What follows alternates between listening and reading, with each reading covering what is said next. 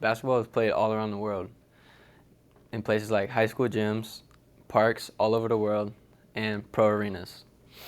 I will be telling you about the three most important parts that make up the game of basketball. That is offense, defense, and violations. Now let's cross over to the offensive end. Players dribble, pass, and create plays to score in the easiest and most efficient ways possible.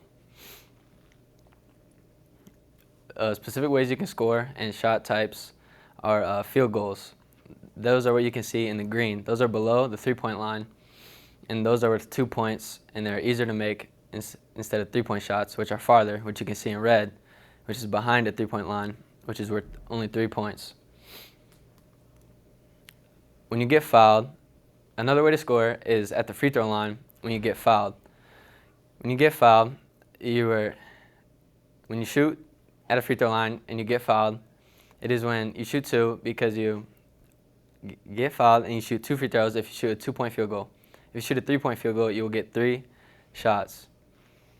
If you get fouled a certain way and the other team has 7 or more fouls and you are not shooting, you will still get rewarded free throws because they are purposely fouling you. Easy and efficient way to score are when coaches draw up plays. These are supposed to be guaranteed and when you need a quick bucket to get back in the game. These are by setting screens with many types of screens like back screens, down screens, and flares, and cutting. And then you pass it to open man and they will make the shot.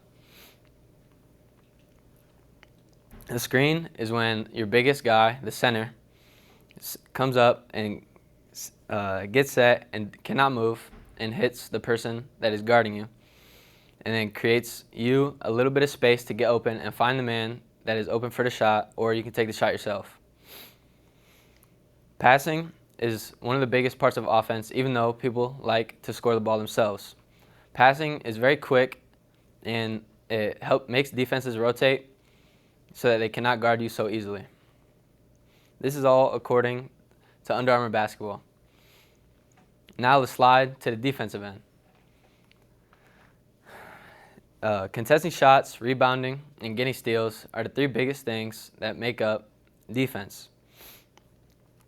There are also, just like volleyball, football, and soccer, many formations that you play on the defensive end. The biggest one is man. That's when you are guarding one person and you do not have as many responsibilities. Even though you are just guarding one man, you have to be responsible for your other teammates' help.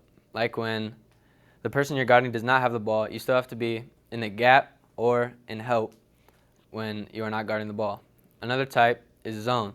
That's when you're not guarding a specific person, but people in your area, and you do not move around the whole court. That is when you're trying to slow an offensive team down and get them out of their rhythm and make them shoot more threes. Communication is probably the biggest part of defense because if you do not communicate, you and your teammate can be guarding the same person, or you guys could be guarding nobody at all. It is very important you communicate with your teammates so you guys know what you are doing.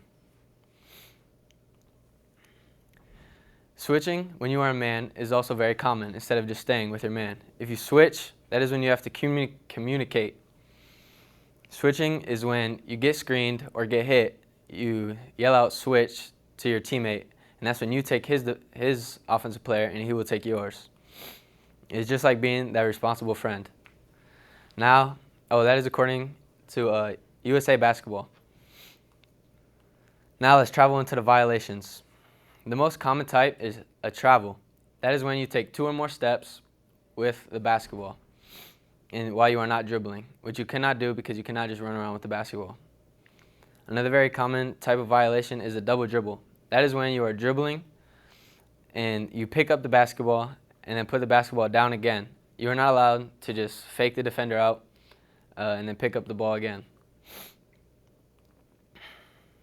The shot clock is a very important piece of violations because it varies at different age levels and based on your talent. In the NBA, you get 24 seconds to shoot the basketball because they are faster, bigger, and stronger. In high school, you get 35 seconds because it is slower and we need more time to take our shot. If you not get the shot off in time, like 24 seconds or in 35 seconds, you will lose possession of the ball, and the ball will be rewarded to the other team. The shot clock in high school is also not used in every state. In Iowa, it is at 35 seconds, and got created. That rule just got created 2 years ago. In states like Florida and California, there is no shot clock, and teams could just hold the ball as long as they want. That is according to the NBA rulebook.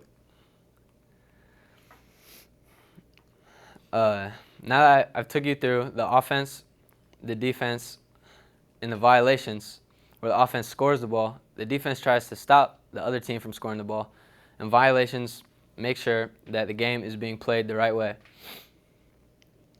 Next time you watch a basketball game, now you can maybe see that basketball is more than just putting the ball in the hoop. Thank you.